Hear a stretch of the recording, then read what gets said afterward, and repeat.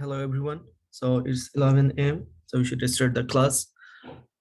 Okay, so in the last class, we discussed about descriptive measures for samples and which was statistics. And in today's class, this is the last section from this chapter, section 3.5. So we're going to go over the descriptive measures for populations.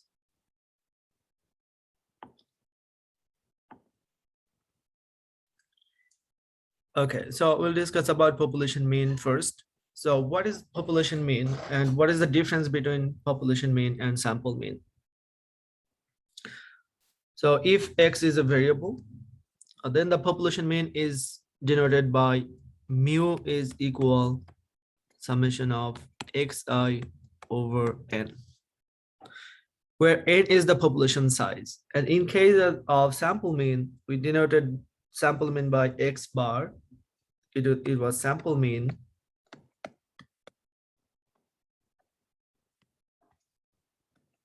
and which was summation of xi divided by small n, and n was the sample size, and here capital N is the population size.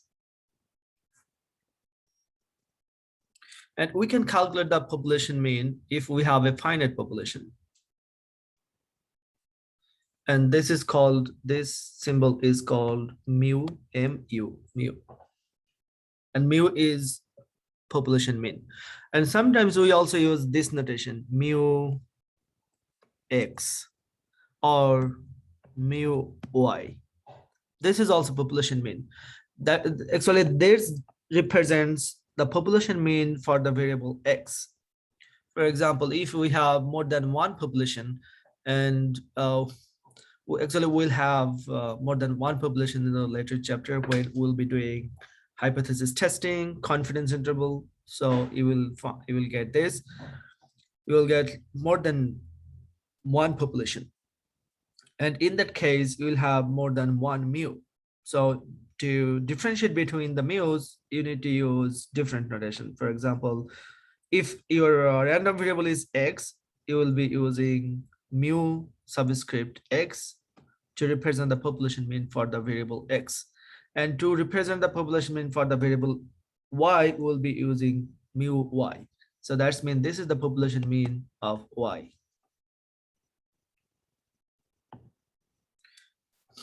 Population standard deviation. So we know the sample standard deviation. Sample standard deviation is denoted by S, and which is a square root of summation of xi minus x bar squared over n minus 1. And for population standard deviation, this is capital N, not n minus 1. This is capital N.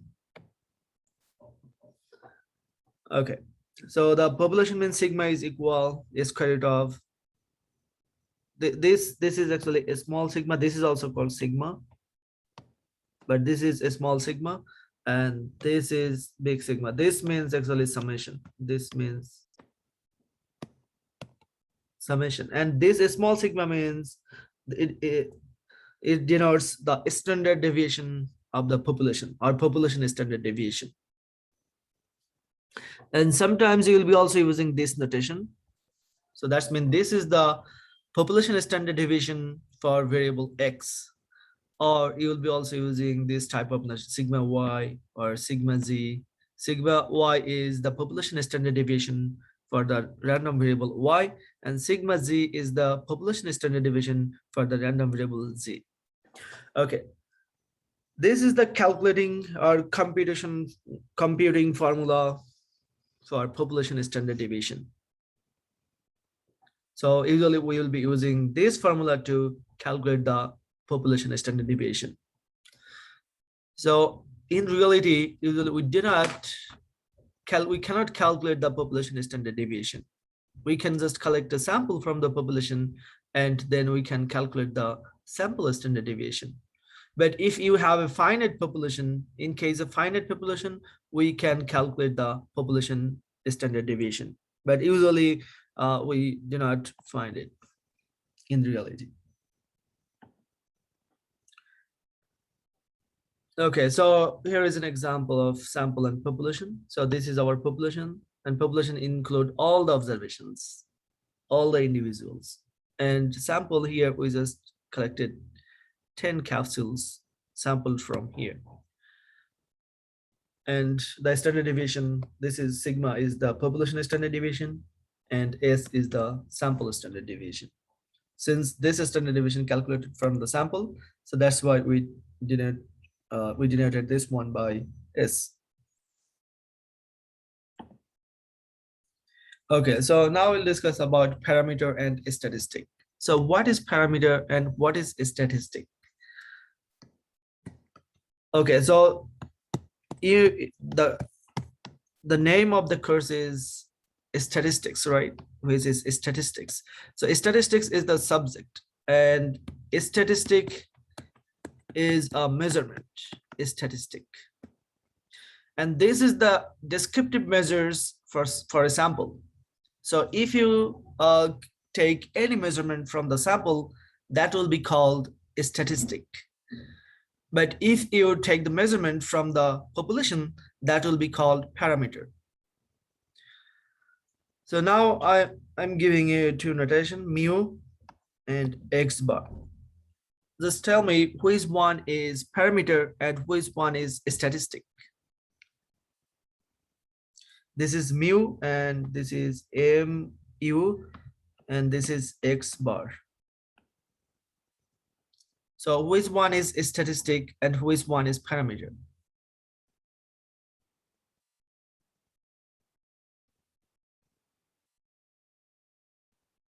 Anyone?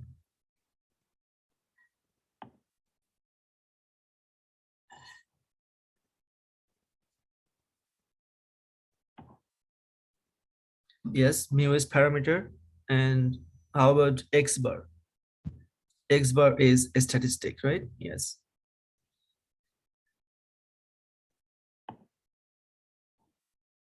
Okay, so now I'm giving you another two notation. So one is sigma and the other one is S squared. So which one is a statistic and which one is parameter? This is sigma, S-I-Z-M-A, and this is squared. So which one is a statistic and which one is parameter? Yes, sigma is parameter and S squared is a statistic, right? Yes. So is it clear what is parameter and what is a statistic?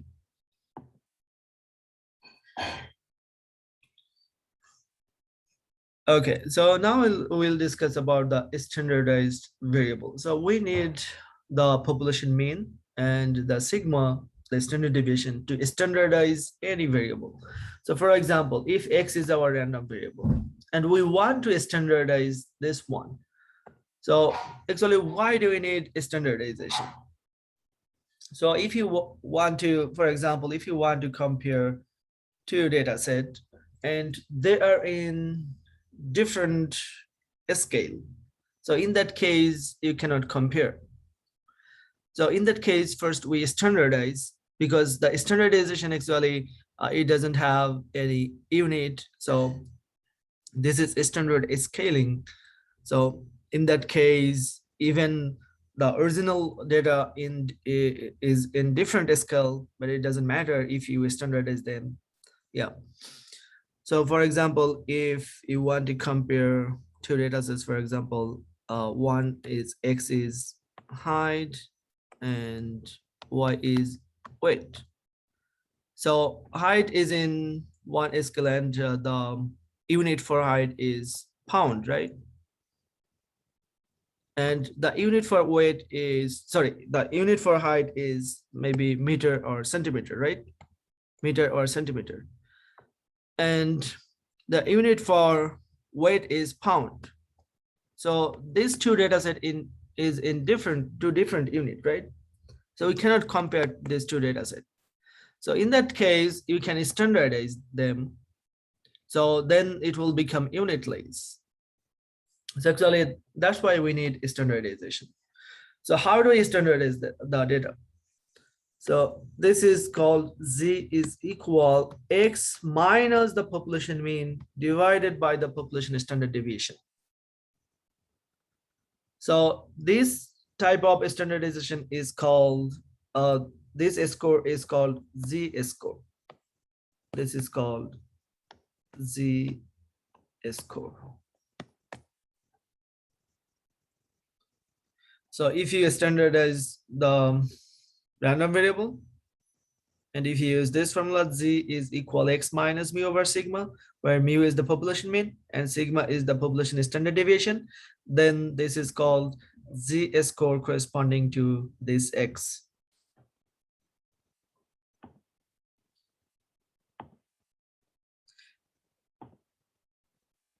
Okay, so now we'll go over more example from this chapter. So consider this example, and we have 4 data set here.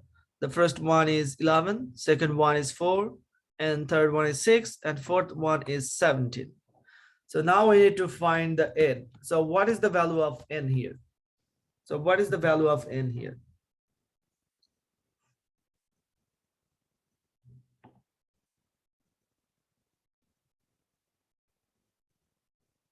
Okay, n is 4. Actually, I expect a response from all of you. So compute sigma of xi. So what is sigma of xi here? So what is the value of sigma of xi?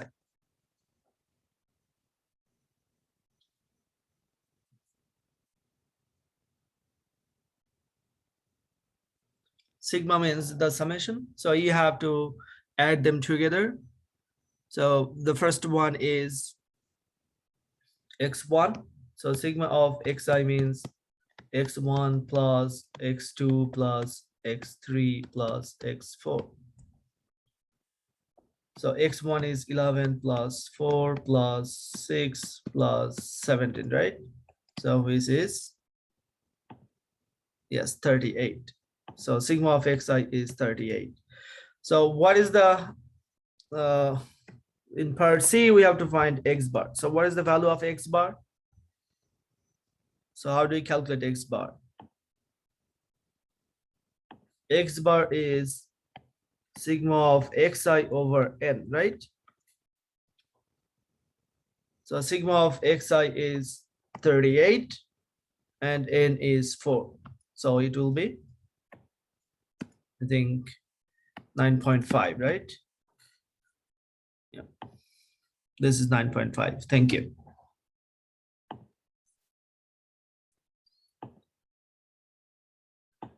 Okay, the next example is the quantitative data set under consideration has roughly a bell-shaped distribution.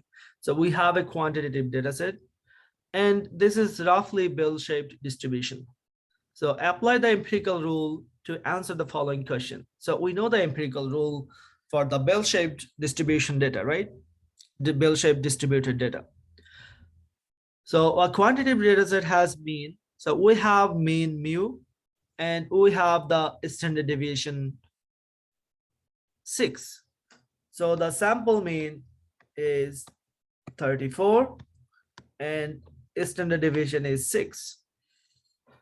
So approximately what percent of the observations lie between 16 and 52? So now we have to find what percent of observations are between 16 and 52. So this is an interval.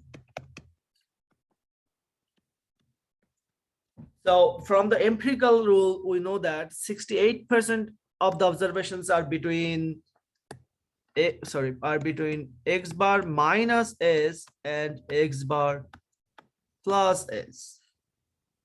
And 95% are between these two numbers, right? And 99.7% are between x bar minus 3s and x bar plus 3s. Now we have to find the value of this value, like how many standard deviations away from the mean is this one, and how many standard deviations away from the mean is this one. Okay, so this is the lower limit, this is the upper limit. So for lower limit, you can consider, so assume that this is K, this data is K standard deviation away from the mean. So this is the lower limit. So it will be minus K times S, right? So we are assuming that 16 is K standard deviation away below from the mean, right? K standard deviation below from the mean. So X bar minus K times S is equals to 16. So now we can find that we know the value of X bar, which is 34, minus K times 6 is equal 16.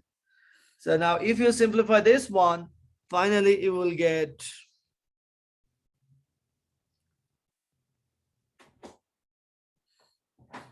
you will get K is equals to 3. So that's mean 16 is 3 standard deviation away from the mean, or 3 standard deviation below from the mean. And similarly, you can calculate the K for 52. And you will also find that this is 3 standard deviation above from the mean. So that's mean these two numbers, actually 3 standard deviation from the mean to either side. So that's mean in between these two numbers, we have almost 99.7% of the observations, right? So that's mean the answer will be 99.7% of observations will be between these two numbers for this data set. Is it clear? Or do you have any question? Any question? Okay, thank you. Okay, so here is another example, finding the quartiles. The data show the number of vacation days used in a recent year by a sample of 12 employees. So here we have the number of vacation days. Now we have to obtain the quartiles. We have to find the quartiles. Quartile means we have to find the value of Q1, Q2, and Q3. First quartile, second quartile, and third quartile. So to find the quartile, first you need to rearrange, or we need to reorder the data in ascending order or descending order. That's mean in increasing order or decreasing order. So here we'll first rearrange the data in increasing order. So first number, the smallest number is 0. Then we have 1, we have 2, we have 3 2 times. Then we have 4 2 times. Then we have 5, 6, 9, 9, then 11. So this is the increasing order of the data. So first we need to find the Q2, right? We need to find median. To find Q1, Q2, Q3, first you need to find Q2. So what is Q2? Q2 is the middle value of the data set. So how many observations we have here? We have 12 observations. So this is even number, right? 12 is even number. So how many values we'll have in the middle? How many values we'll have in the middle? Yes, good question. What does Q2 represent? Okay, Q2 represents the, Q2 represents the median or second quartile.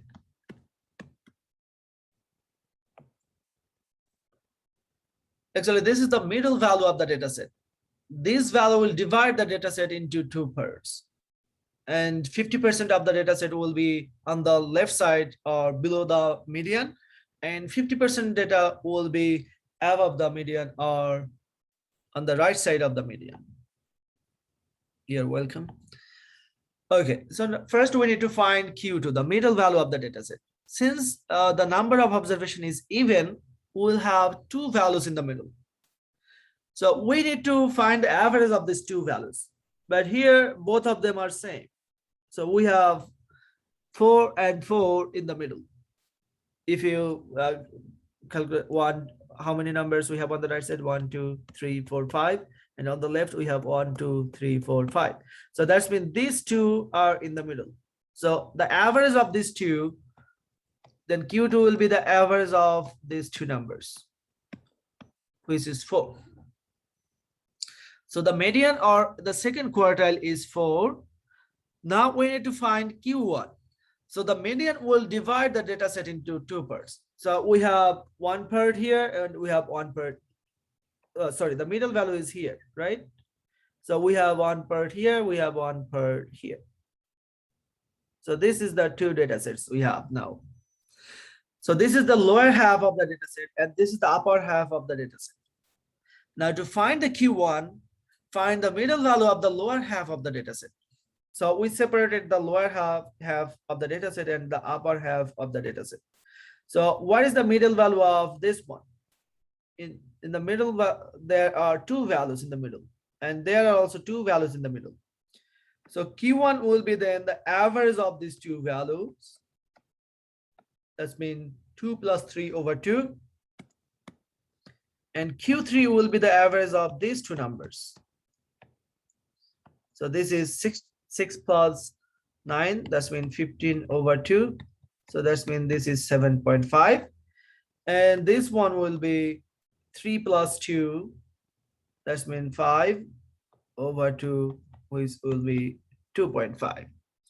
So we have all the quartiles. Q1 is 2.5, Q2 is 4, and Q3 is 7.5. Yes, 2.5. Thank you. Yeah.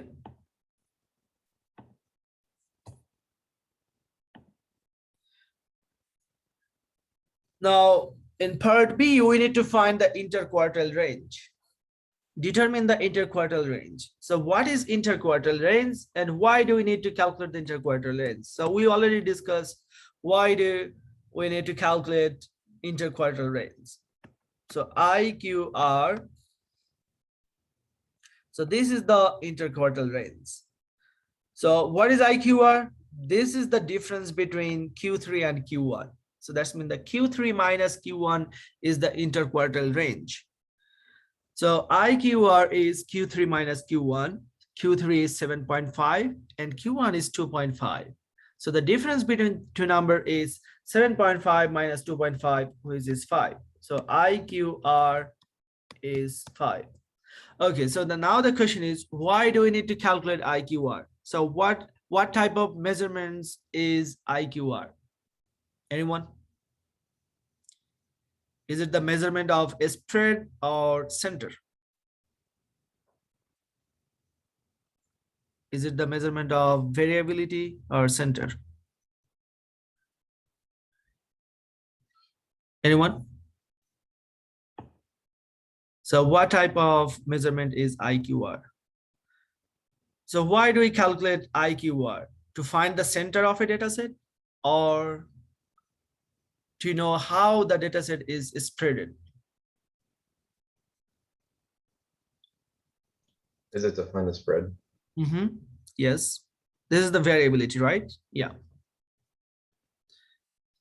Okay, so when do we use IQRs? So to find the outliers, right? To find the potential outliers, we need IQR. So how do we calculate the potential outliers? Whether the data set has potential outliers or not. So how do we calculate this one? We subtract 1.5 times IQR from first quartile and we add 1.5 IQR from the third quartile, right?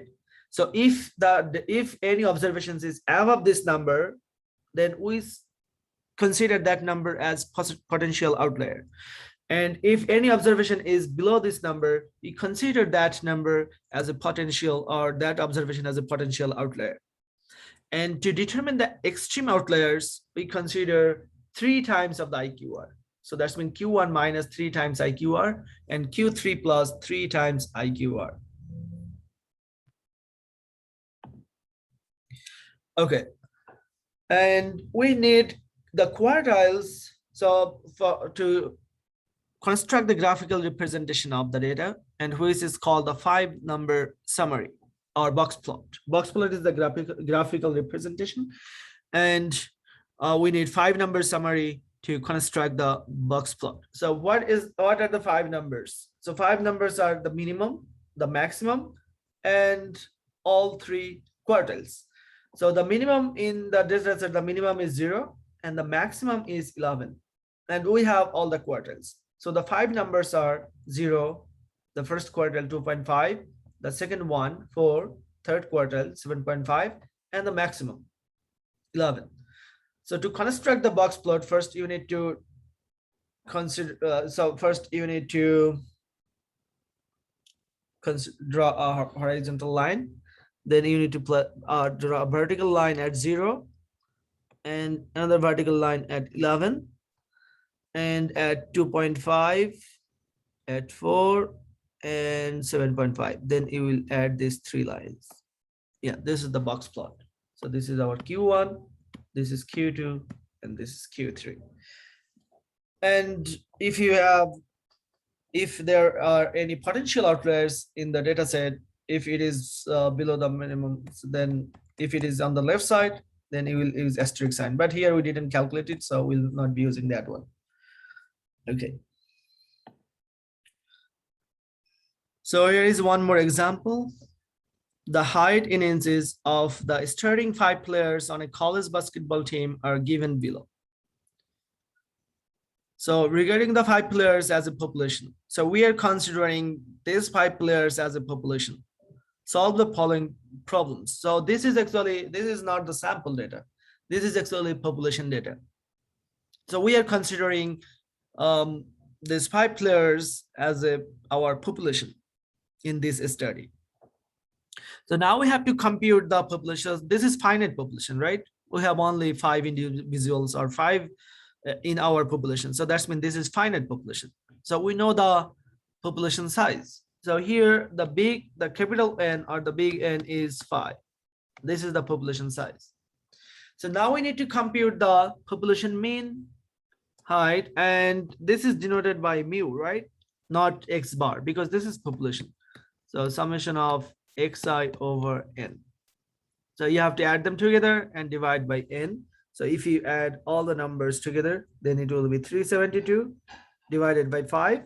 And if you simplify this one, then it will be 74.4. So the population mean is 74.4, which is 372 divided by 5. So now we'll calculate the population standard deviation. In part B, we need to calculate the population standard deviation.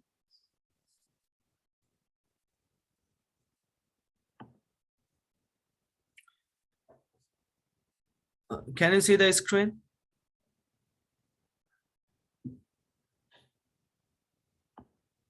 Okay, that's good. Okay, so we have to calculate the population standard deviation, and we know that sigma is equal square root of xi minus mu square over n. But this is not the computing formula. This is the general formula, but we need to use the computing formula to calculate the population standard deviation. So what is the computing formula? This formula is the computing formula, because this will make our life very simple. So first, we already calculated mu, right? So we do not need to calculate this part. What do we need to calculate here? We need to calculate sigma of xi square. So what is sigma of xi square? First, you need to square all the observations and then add them together. So we have 64, 75, 73, 79, 81. So it will square them. So the square of 64 is this number. The square of 75 is this number, and the square of 73 is this number, and the square of 79 is this number, and the square of 81 is this number. So first you need to square them. 64 square, 75 square, 73 square, 79 square, and 81 square. Then we'll add them together. So if you add them together, then it will be 27,852. So now the formula is sigma is equals to square root of sigma xi square over n. So we know this number, we know mu, and we know also n. So plug in all these numbers. So sigma A square is 27,852 and n is 5 minus mu is 74.4. So 74.4 is square. So if you simplify then and take the square root, then it will be 5.9. So the population standard deviation is 5.9 in this case. Now, if you want to find the z-score for this one, for example, if x is 70 and you want to find the z-score for this number, how can we calculate the z-score? We know that z is equal x minus mu over sigma. So we know the value of x. So what is x here? X is 70, right? What is mu here? Mu is 74.4. And sigma is 5.9 over 5.9. So that will be the, if you simplify this one, you will get the z-score.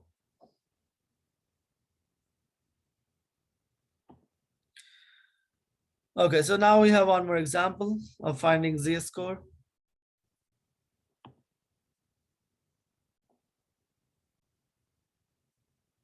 Okay, so for the exams, okay, I have questions for the exams. Will we be given the equations, or you have to? No, you do not need to memorize any formula. You do not have to memorize any formula.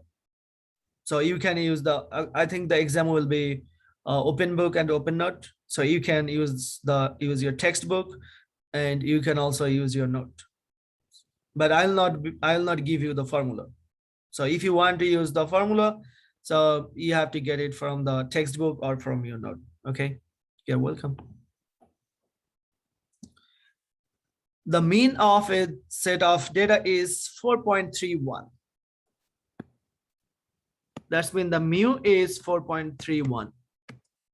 Okay, so when it will not be mentioned that it is sample mean or sample standard deviation, if it is just said the mean of a data set or mean of for a random variable, we'll consider that one as population mean. But for data set, yeah, if the data collected from the population, then it will be sample. Okay, so this is 4.31 and sigma is the standard deviation, which is 4.01. So we have to find the z-score for 7.79. So x is 7.79. Then z is equal x minus mu over sigma. So which is 7.79 minus 4.31 divided by 4.01. So that is the z-score. Okay, so now I'm giving you an example. So for example, the z-score is negative 1.2 and mu is 2. Sorry, mu is maybe 25 and sigma is 5.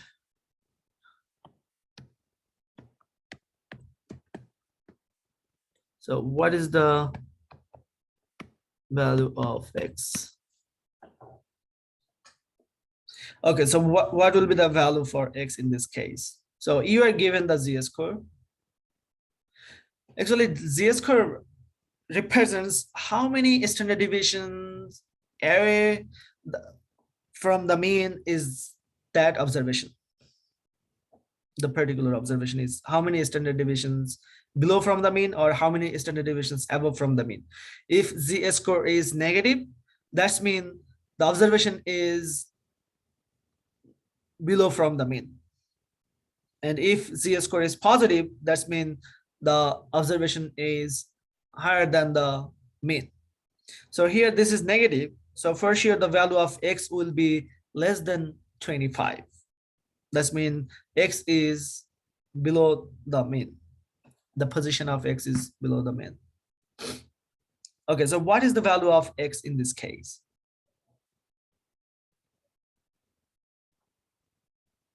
Anyone?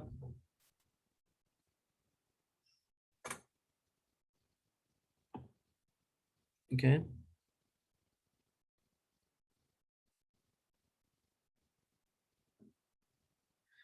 Okay, what do you think? I found one answer. I got one answer, x equals to 31. So is it correct answer? So if you look at the z score, this is negative 1.2. So the x value should be below the mean, not above the mean. So what is mean here? 25. Oh yeah, so you considered positive. That's why you got 31. Mhm. Anyone else? So how do we calculate this one? We can write x minus mu equals to sigma times z. So x will be mu plus sigma times z. So mu is 25 plus sigma is 5 times negative 1.2. So that's mean 25. Okay, so I got several answers, 19, 19, 19. Let's see. Yes, this is 19, right? Now you can see that x is less than 25, right? So that's why z score is negative. Actually, that represents this value 19 is negative, sorry, 19 is 1.2 standard deviation below from the mean.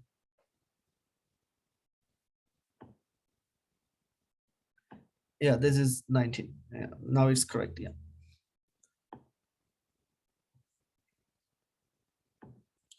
Okay, so do you have any question? So in this chapters, we learned about mean, the center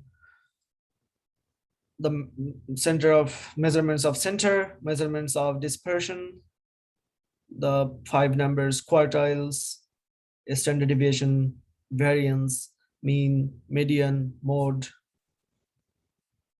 and box plot. So do you have any question?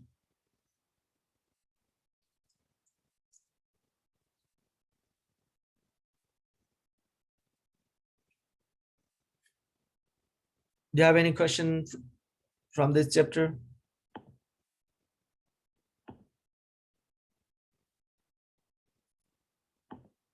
Okay, thank you.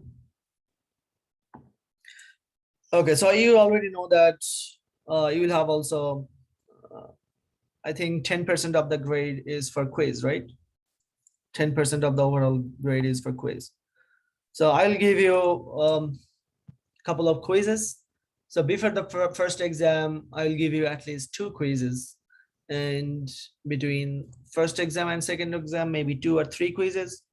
And after the second exam, I'll give you 1 or 2 more quizzes. So total, it will be 5 to 6 or 5 to 7 quizzes. Okay. So I'll give you the first quiz in the next class.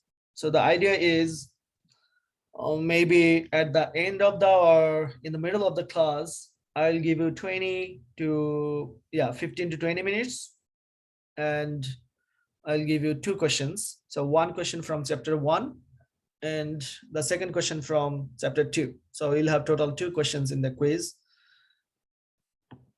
and it will be during the class. Okay, where we can find our exam schedule. So I think all the exams dates are on the syllabus, but not the quiz dates. So there is no fixed dates for the quizzes. So I will declare the date in the class. And for the first quiz, I will email you. But for the next quizzes, I'll not be emailing you about the date of the quizzes. So I will declare the date during the class time. Okay, so your first quiz will be on Thursday, and I'll give you 15 to 20 minutes, and we will have total 2 questions, 1 question from chapter 1 and 1 question from chapter 2. So, and the quiz will be also assigned. Yeah, I think, yeah, exam 1 is on October 7th. Yeah, I need to check. Yeah, I think it is on October 7th. Okay, so I'll also assign the quiz on my lab statistics. So it will open during the class time, and you will have 15 to 20 minutes to complete the quiz. Do you have any question about quiz?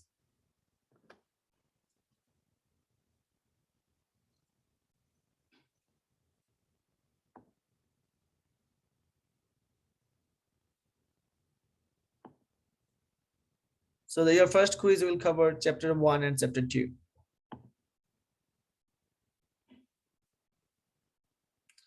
I have already posted the Zoom records. So if you go to that YouTube channel, so you will find all the records. No, you will take the quiz 1 MyLab statistics and Pearson Lab, yeah, not the Blackboard. Okay, the quiz is during the class time. So during the class time, I will give you 15 to 20 minutes to complete the quiz.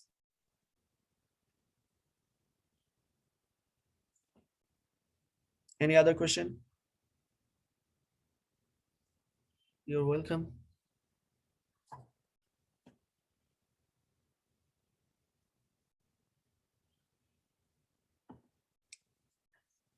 So do you have any other question about the quiz?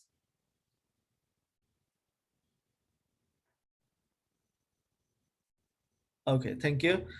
So we'll move to the next chapter. And so we are skipping chapter 4. So we are not covering chapter 4 in this course. So yes, it is one Thursday. The quiz is on Thursday, this Thursday. Yeah.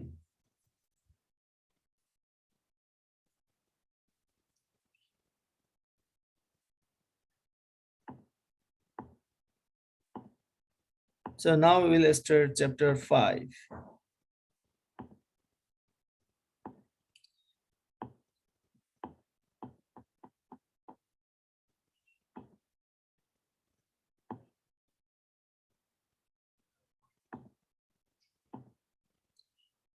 Okay, chapter 5 is about probability and random variables. So do you have any idea about probability? What is probability?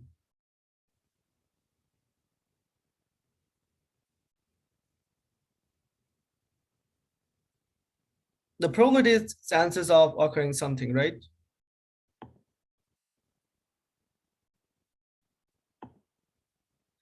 So the first section is probability basics, section 5.1. So we'll go over the definition of the probability, the formal definition. Probability for equally likely outcomes.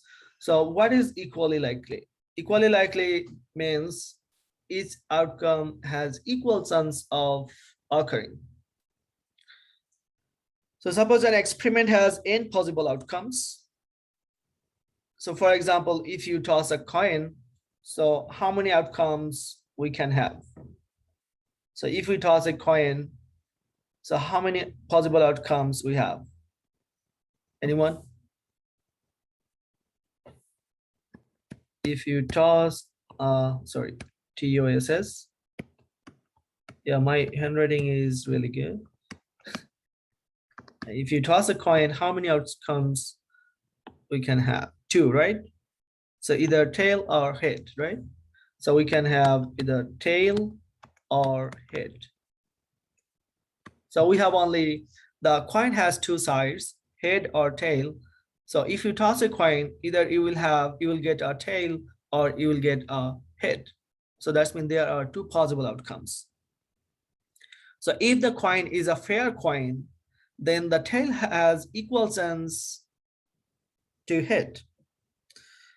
So suppose an experiment has n possible outcomes, all equally likely. An event that can occur in f ways has the probability f over n. So what is event? We'll discuss it later, what is event. But now this is the formal definition of the probability of an event, and which is f over n. So f is the number of ways the event can occur. So for example, we want to get a head. And if we toss a coin once, there are 2 outcomes, head and tail. But we want to get a head. This is an event. This is called an event. So the event, in this case, the event is getting a head. So how many ways we can get a head? There is just one side which has head, right? So there is just one way of getting head. So how many ways, how many possible outcomes we have here? We have total 2 possible outcomes, head or tail. And we can get head in one way. So what is the probability of getting a head if we toss a coin once? The probability is denoted by P, and we want to get a head. That's mean the probability of getting a head is equal. So what will be the probability? Anyone? The numerator will be number of ways of getting hit, and denominator is the total number of outcomes. Yeah, that will be 1/2, right? If the coin is a fair coin. But if the coin is not fair coin, if it is biased, that means there is more chance of getting head or tail, then this is not true. But this definition is for equally likely event. So that's mean the fair experiment.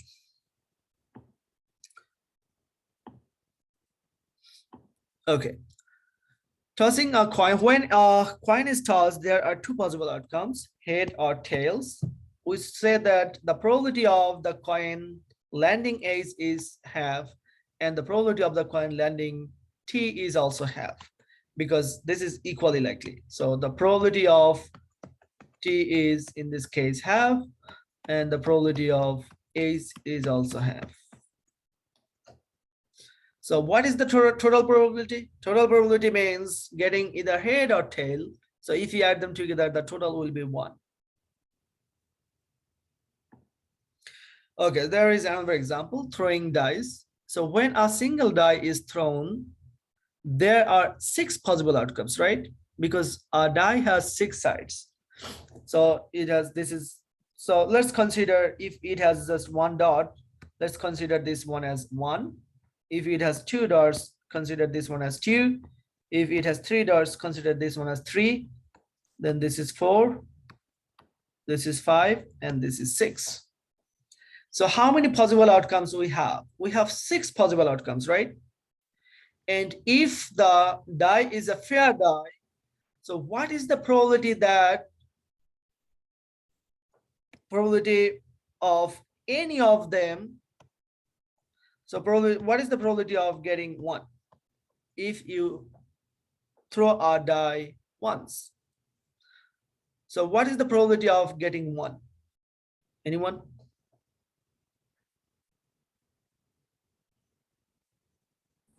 One-sixth.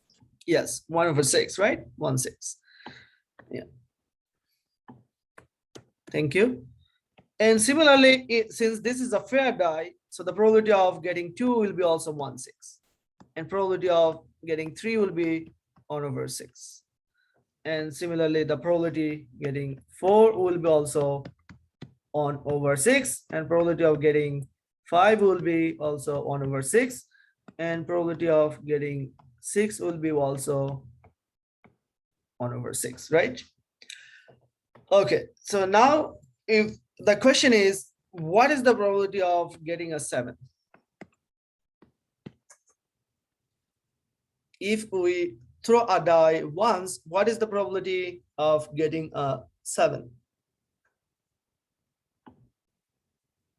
Yes, this is 0. Yes, this is 0. Thank you. Yeah, astronomical. Yeah. Okay, so probability of getting 7 is 0, because it will never happen. It will never happen. If you throw a die once, you will never get 7, right? This type of event is called impossible event. This is not possible. This is called impossible event. And the probability of an impossible event is always 0. So the minimum probability could be 0. And what is the, okay, so let me ask another question, interesting question.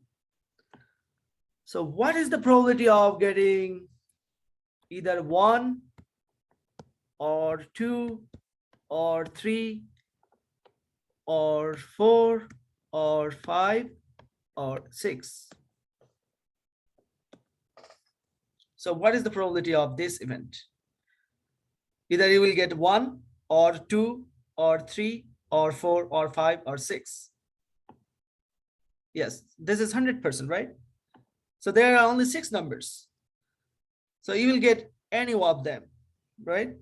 So that's mean the probability of getting 1 or 2 or 3 or 4 or 5 or 6, that will be actually 6/6, which is 1. So the maximum probability could be 1. So all the probabilities are between 0 and 1, and 0, 1 inclusive. Inclusive means it could be 0 and it could be also 1, or any numbers between 0 and 1. So that's mean the probability of any event could be any number between 0 and 1 and 0, 1 inclusive. Is it clear?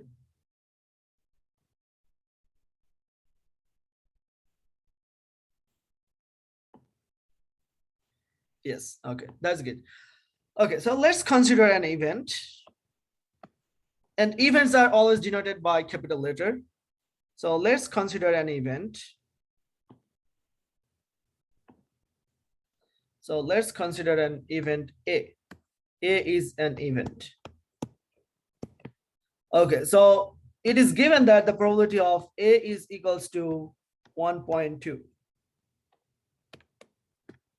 Is it correct? Is it possible? That probability of A is 1.2. Anyone?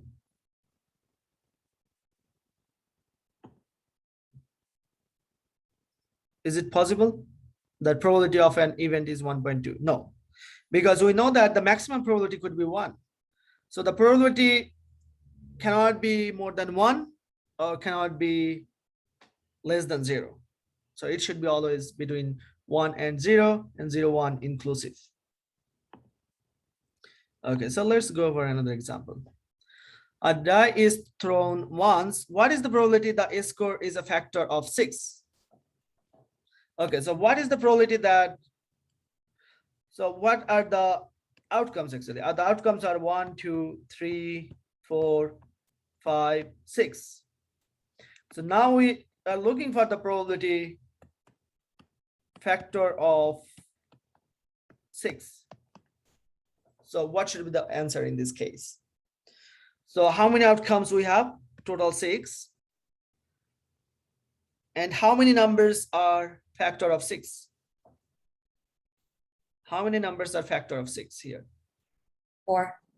4, right? Yes. Because this number is factor of 6. This number is factor of 6. This number is also a factor of 6. This number is also a factor of 6. Factor means the numbers by which we can divide 6. So we can divide 6 by 1. We can divide 6 by 2. We can divide 6 by 3. We can divide 6 by 6, right? So we have 4 numbers. Thank you. That's mean the probability will be 2. If you simplify this one, it will be 2 and it will be 3. So 2/3. So this is the probability in this case.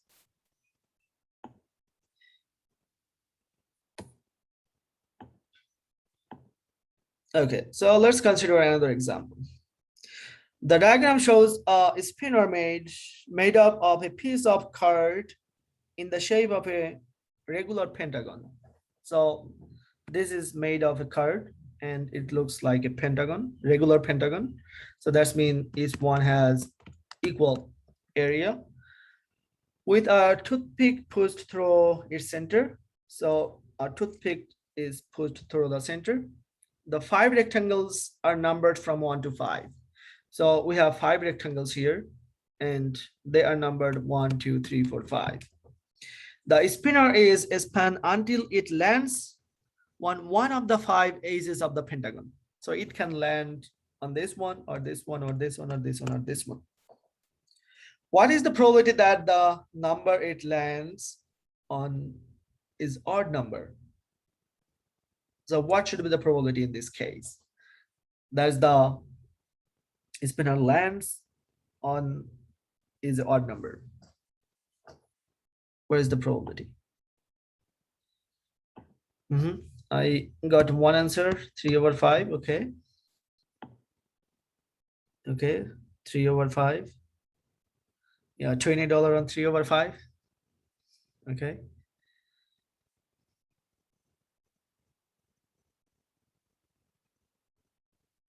3/5. Yes. All of you got correct answer. So this is 3/5, right? Because we have three odd numbers, 1, 2, 3, and total number of occurrence is 5. So it will be 3/5. So it will land on an even number, then it will be 2/5, right? Because we have only two even numbers. So it will be 2/5. Okay. Let's go over one more example. A card is chosen at random from a deck of 52 playing cards.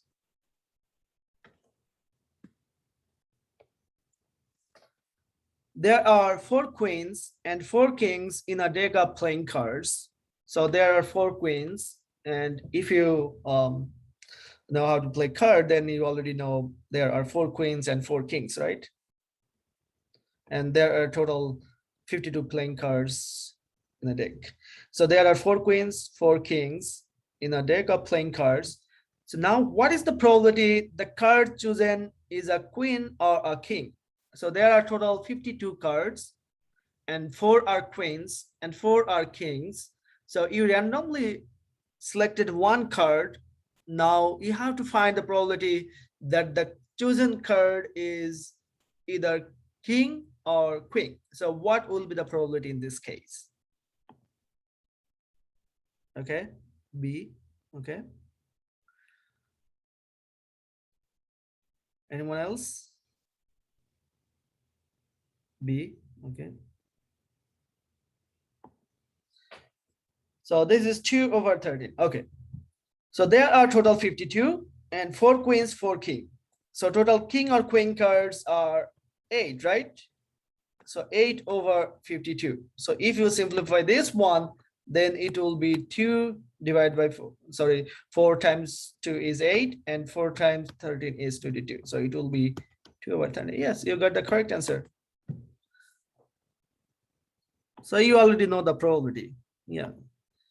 So we do not need to.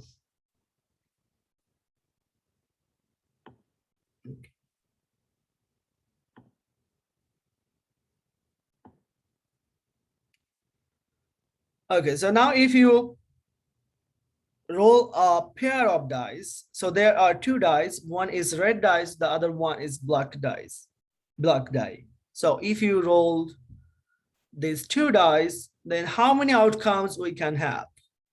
So what are the possible outcomes? So the possible outcomes, you will have actually total 36 possible outcomes, because each die has 6 sides. So if you get 1 from the first one and 1 from the second one, so you can get 1 from the first one, 2 from the second one, right? So for each possible outcome for the first one, there are actually total 6 possible outcomes, right? 6 combinations. So 1 and second from the second one is 1. So 1, 2, 1, 3, 1, 4, 1, 5, 1, 6. And similarly, for the first one, it is 2. And for the second one, you can have 1, 2, 6 numbers, right? So that's mean 2, 1, 2, 2, 2, 3, 2, 4, 2, 5, 2, 6. And similarly for 3, you can have 6 outcomes: 3, 1, 3, 2, 3, 3, 3, 4, 3, 5, 3, 6. And similarly for 4, for the first one, you will have also 6 outcomes. So that's mean you will have total 36 outcomes if you roll a pair of dice. Okay, so now the question is, what is the probability that you will get same numbers from the 2 dice? So what is the probability that you will have same number for both of the dice? So what should be the probability?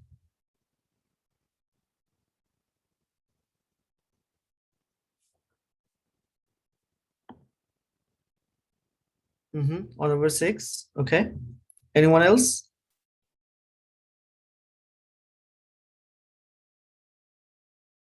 Yeah, 6/36 or 1/6. Yes, correct. Because there are total 36 outcomes. And there are 6 outcomes which have same numbers, right? This one, this one, this one, this one, this one, this one. So it will be 6 over 36. Okay, so now one more question. So what will be the probability that sum of the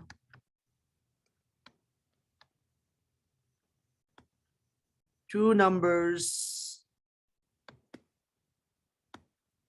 less than, okay, sorry, less than 10. So what will be the probability that sum of the two numbers less than 10? So if you add them together, then the sum of the two numbers will be less than 10. So what should be the probability in this case?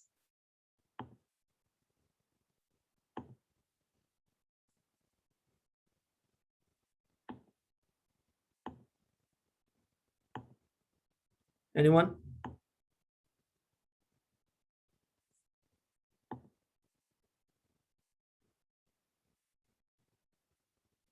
Yeah, sum of the two numbers is less than 10.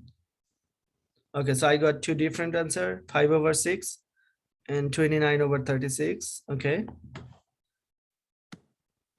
Okay, so how about others? So I got these two different answer.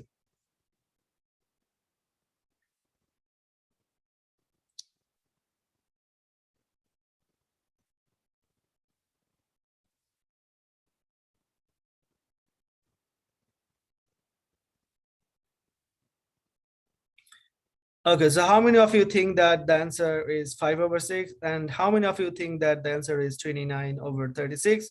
Or if you have a different answer, just let me know. Okay, so I got also 30 over 36. No, less than 10. So we do not include 10. Yeah, that good question.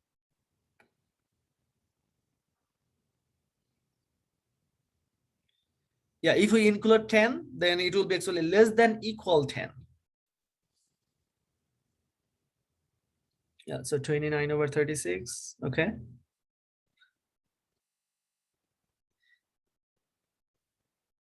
Actually, if it is easy, if you think other way. So if you think how many numbers are greater than 10, then it will be easier, right? Because how many numbers are 10 or greater than 10?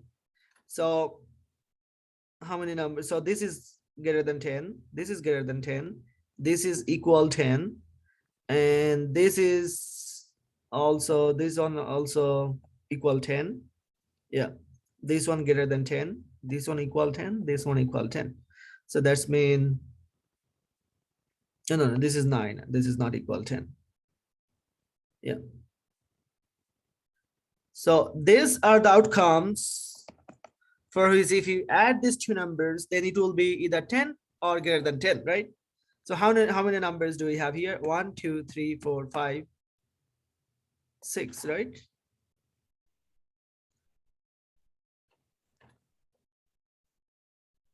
Yeah, so 1, 2, 3, 4, 5, 6.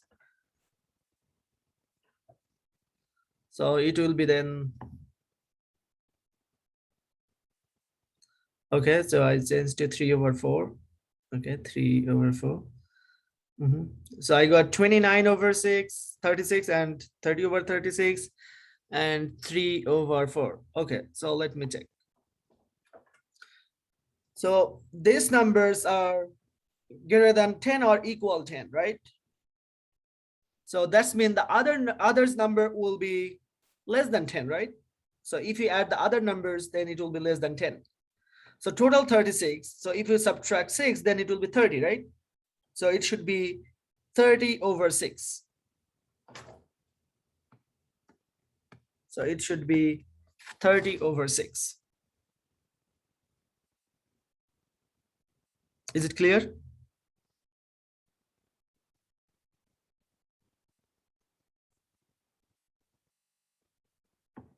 Do you have any question? No. Okay, thank you. So now if we want to find that the probability is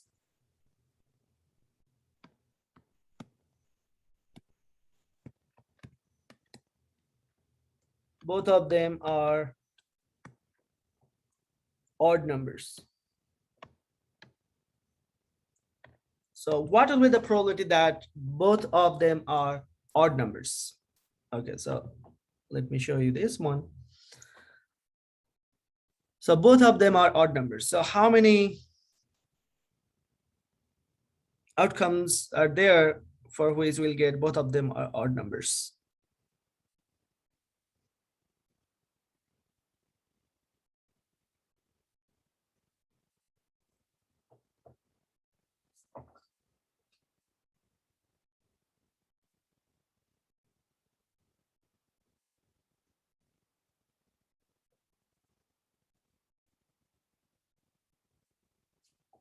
Okay, so I got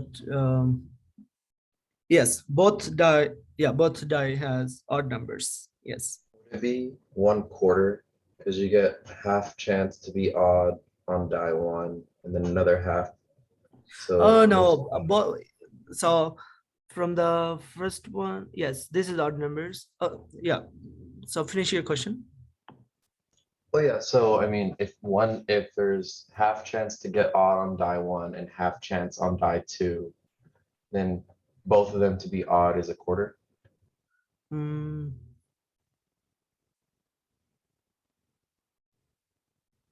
no, here actually we will not be calculating the probability that way because this is a single outcome. So this is not two different outcomes.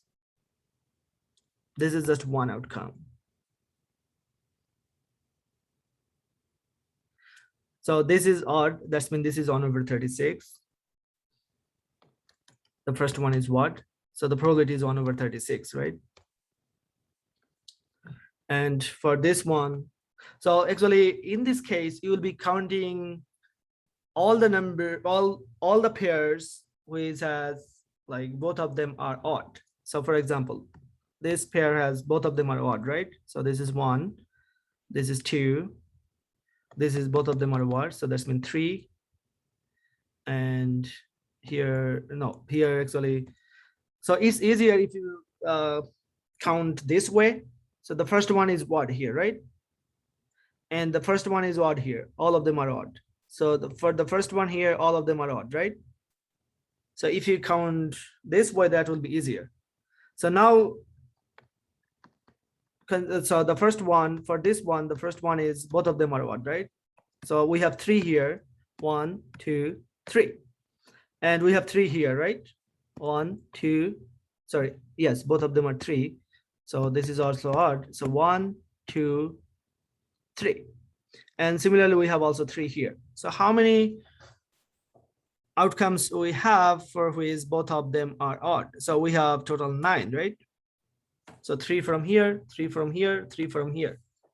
And total number of outcome is 36. So it will be 9/36. So that will be 1/4. Mhm.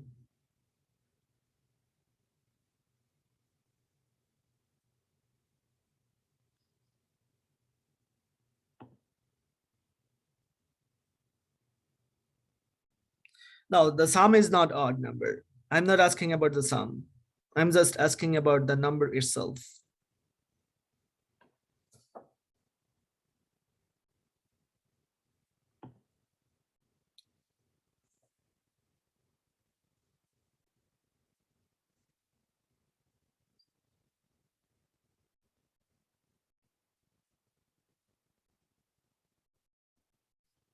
Because I am showing you so many examples so that it will become like very clear to you. So because the probability questions always confusing, always confusing. Still, I'm get confused with some probability questions. Yeah. So that's why the more you practice the probability questions, you'll be like used to it that and you'll learn more.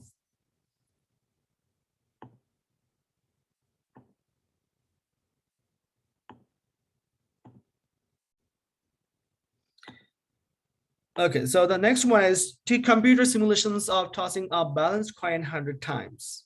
So if you toss a balanced coin, even if it is balanced coin, if you toss just once, either you will get head or tail, right? So that's mean after tossing a coins once, it is certain that either you will get head or tail. So that's mean if you get head, so there is no probability, right? Because you already found head. So the probability will be 1 because you already found it. And the probability of t will be then 0. But how do we calculate the probability? So that's mean if you toss a coin, so how do we determine the probability for head and tail for tossing a coin? We do the experiment for thousands of times. And after doing the experiment thousands of times, then you will calculate the number of heads and number of tails. And then you will divide the number of heads divided by the total number of experiment and number of tail divided by the total number of experiment to find the probability of head and tail. So that's why we tossed a coin 100 times. And actually, if you toss the coin like maybe thousands times or 10,000 times, then it will get, the probability will get more closer to half. So you can see here, if you toss a coin 10 times, it is the probability of getting head is below half. And when you are increasing the number of experiment, it was getting more close to half. So if you do the experiment for maybe 10,000 times or 100K times, then it will be very close to half if it is fair coin. And here you can also see that there is another simulation. So when the number of experiment is lower, the probability is getting more closer to half. Actually, that's how we determine the probability of some event, some experiment. Okay. So here are the basic properties of probabilities. Actually, we already discussed these properties. Property 1 is the probability of an event is always between 0 and 1 inclusive. So that's mean the probability will be always between 0 and 1, and 0, 1 are inclusive. Property 2 is the probability of an event that cannot occur, that's mean impossible event, is always 0. And the probability of an event that must occur is 1. So this is called certain event. So if we have an event which will 100% occur, this type of event is called certain event. So that's mean we know that this event is going to occur. The probability for this type of event is 1. And the probability of an impossible event is 0. So these are the properties of probabilities. So we already discussed this one. Okay, so the next section is events. So I'm not going to start a new section today.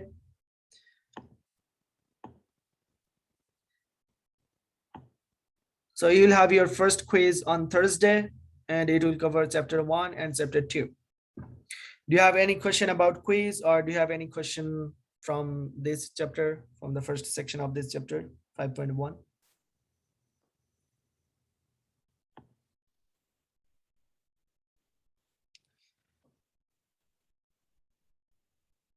Okay, so homework 3, yeah, I can do it tonight. Yeah, I'll do it tonight. Yeah.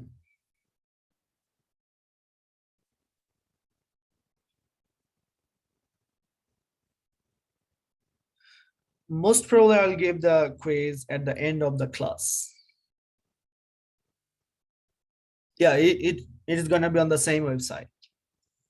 My Love Statistics.